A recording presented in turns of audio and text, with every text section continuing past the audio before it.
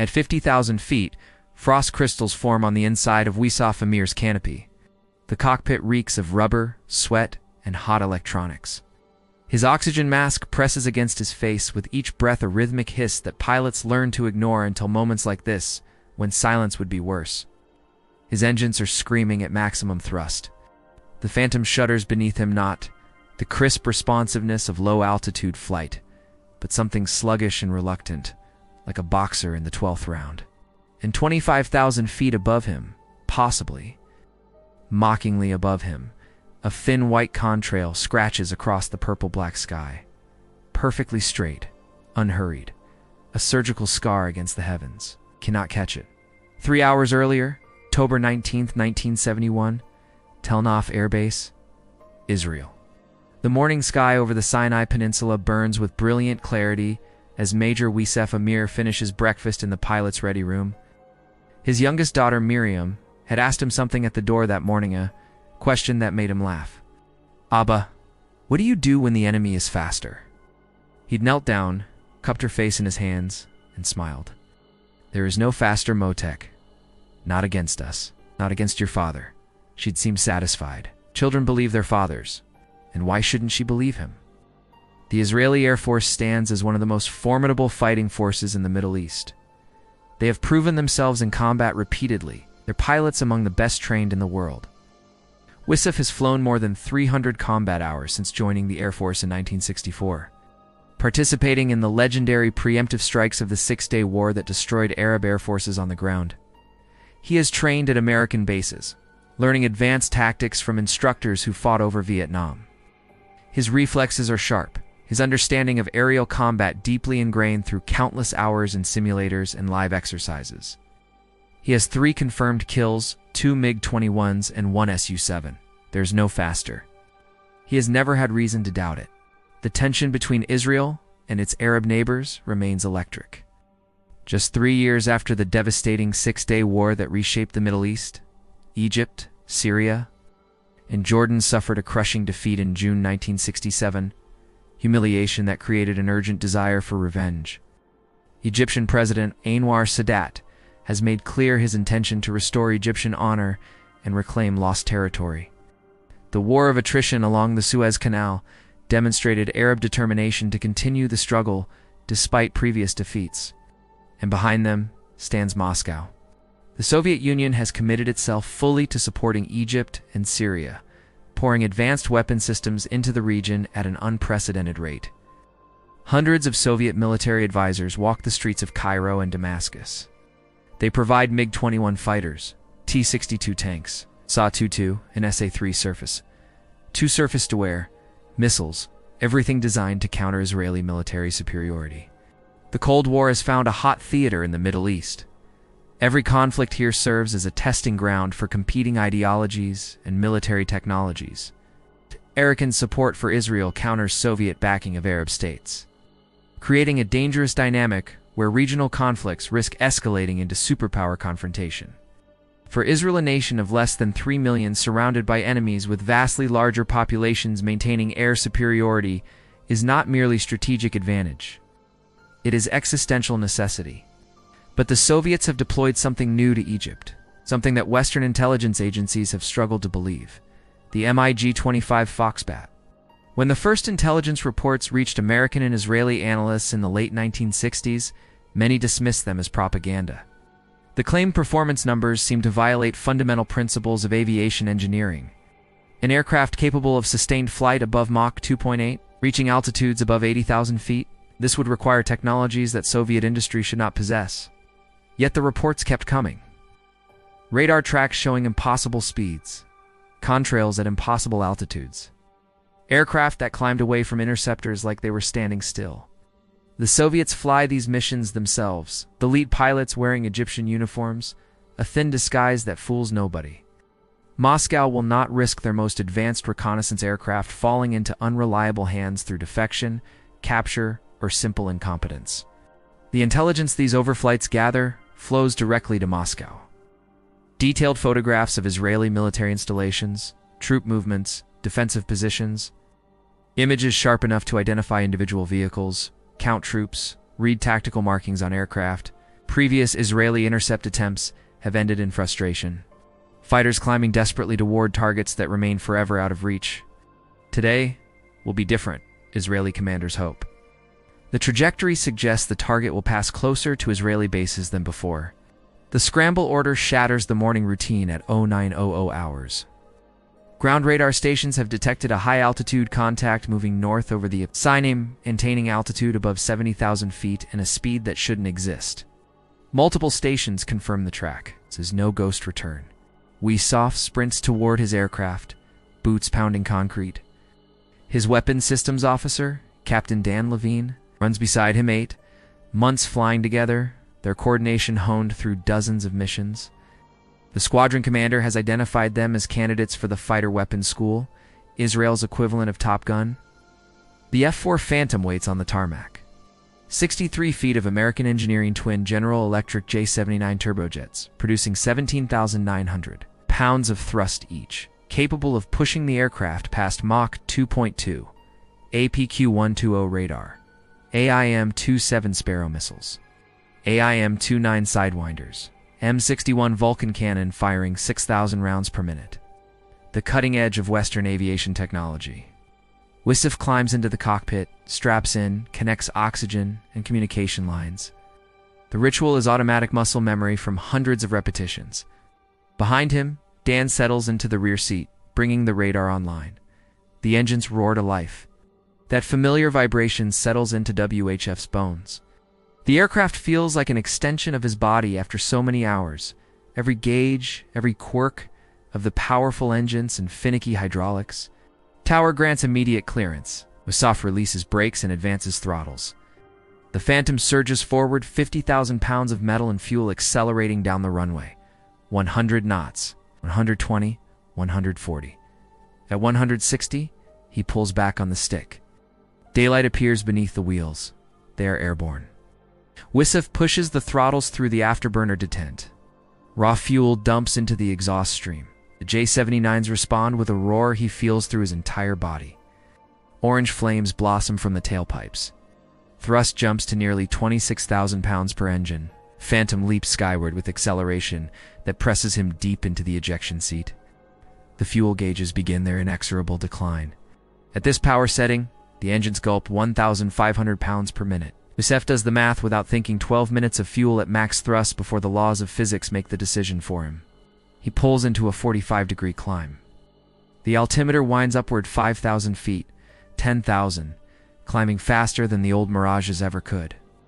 The Mediterranean spreads below them, brilliant blue water sparkling in the morning sun. The coastline of Israel recedes as they race south toward the intercept. Ground control vectors them toward the target, updates constant through the secure frequency. Angel flight, target bearing 170, range 60 miles, altitude 70,000 plus, speed. Speed indicates Mach 2.8. Ysef processes the numbers. Mach 2.8. Nearly 2,000 miles per hour. His Phantom can touch Mach 2.2 in ideal conditions. Brief sprints at moderate altitude, not sustained cruise at the edge of space. Through 30,000 feet. Outside air temperature, minus 40 degrees Celsius.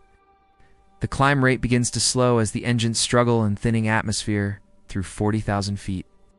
8 minutes of fuel remaining at current consumption. Through 50,000 feet, approaching the Phantom's service ceiling. The sky above darkens toward purple-black. The curvature of Earth becomes visible on the horizon. The aircraft feels sluggish now, controls mushy, responding reluctantly to his inputs. They are at the ragged edge of the flight envelope. Dan's voice crackles through the intercom. I've got him. Bearing 045. Altitude, a pause. The kind of pause that makes Ysef's stomach tighten. It can't be right. What do you have, 75,000 feet? Maybe 80 speed? Mach 2.9? Ysef, that's not possible. But the radar doesn't lie. The APQ-120's digital readouts display numbers that should not exist for any operational aircraft. The target is 25,000 feet above them, above the service ceiling of any Western fighter. Don knows about and pulling away. Ysef sees it now with his own eyes. Far above, impossibly far above, a thin white contrail scratches across the deep blue sky like chalk on slate, perfectly straight. Ow.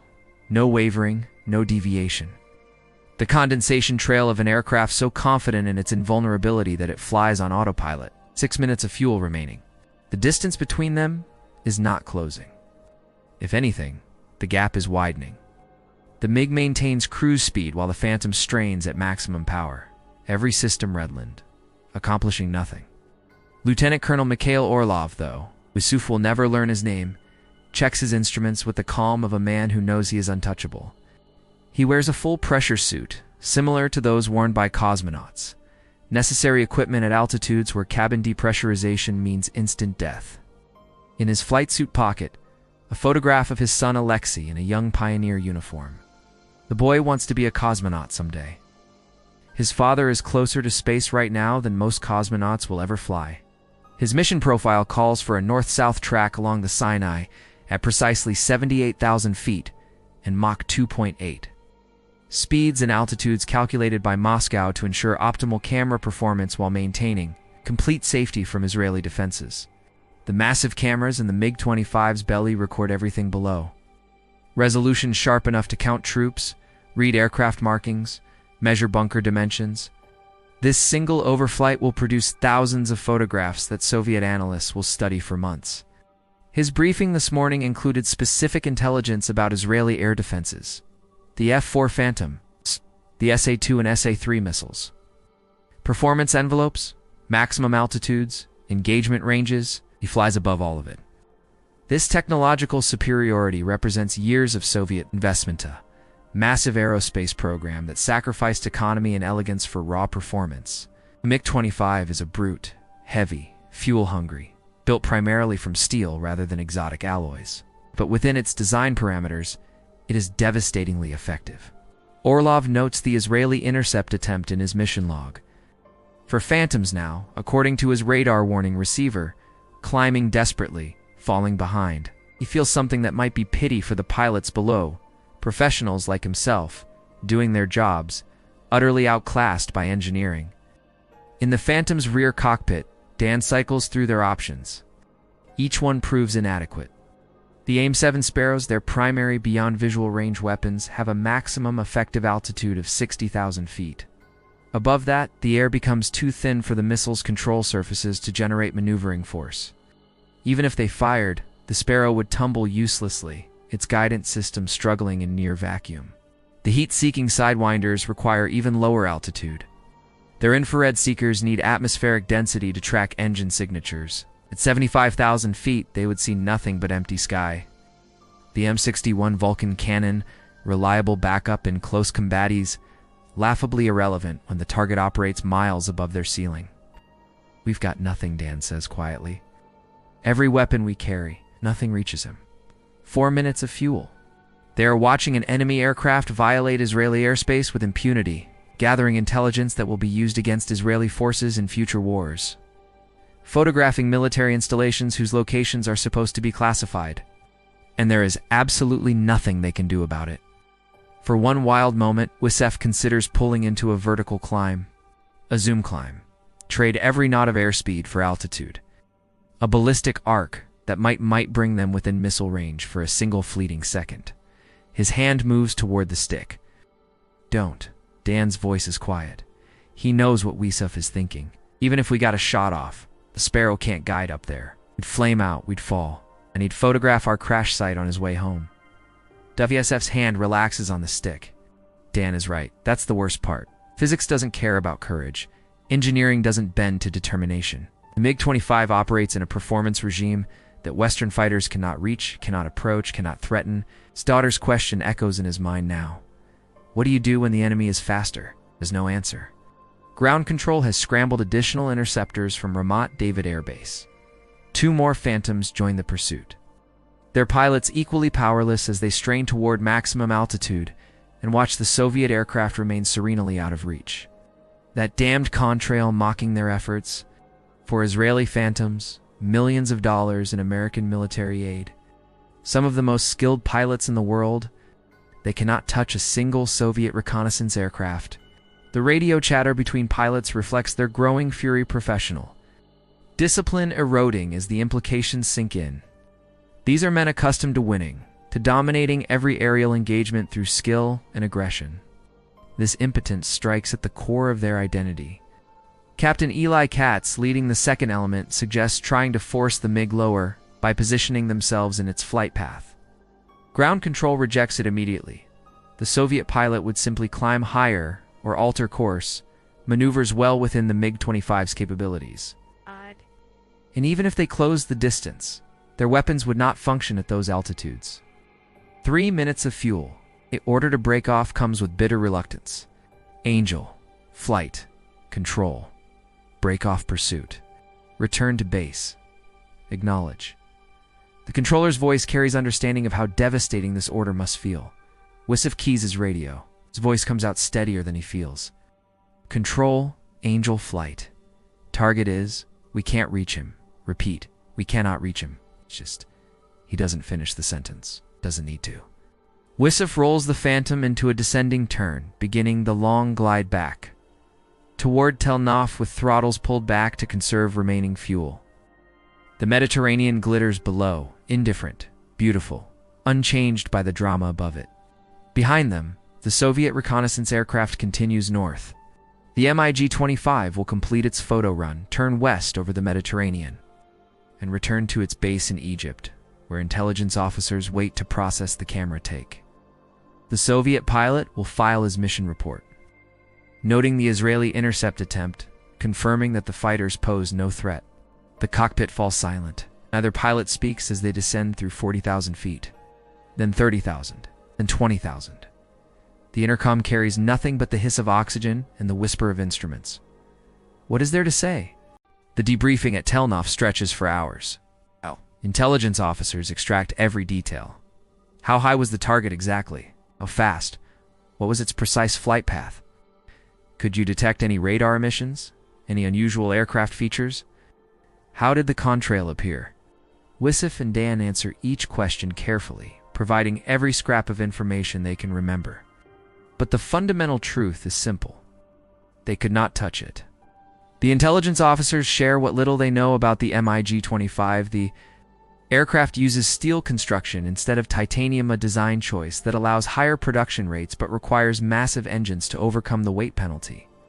Those engines, Soviet AR-15 turbojets, produce thrust numbers that seem impossible. The Americans offer some comfort when word filters through NATO channels. They face similar challenges with Soviet high-altitude reconnaissance over European airspace. MiG-25 represents a specific solution to a specific problem: speed and altitude beyond any interceptor's reach. But comfort feels hollow when contrails scratch across your sky with impunity. October 19, 1971 marks a turning point in Israeli Air Force thinking. The comfortable assumptions built during the Six-Day War begin to crumble. Technology can trump training. Engineering breakthroughs can render pilot skill irrelevant. Air superiority, the foundation of national defense, assesses on foundations more fragile than anyone imagined. The Soviet overflight campaign continues throughout 1971 and into 1972. Each mission gathers valuable intelligence, while Israeli interceptors scramble uselessly below. The psychological impact on pilots proves significant confidence eroded by repeated encounters with an enemy they cannot fight.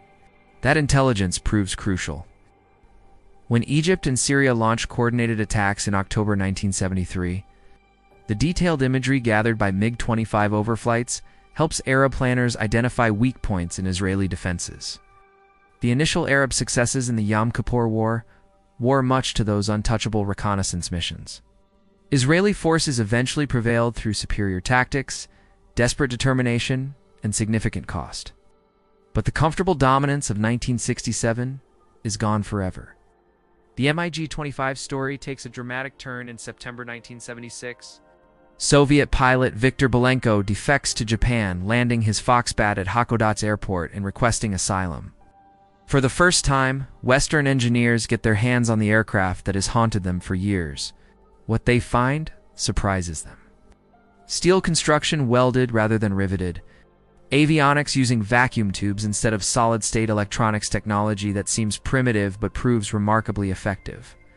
And the engines, absolute monsters, producing thrust that Western designs cannot match. though at the cost of very short operational lives.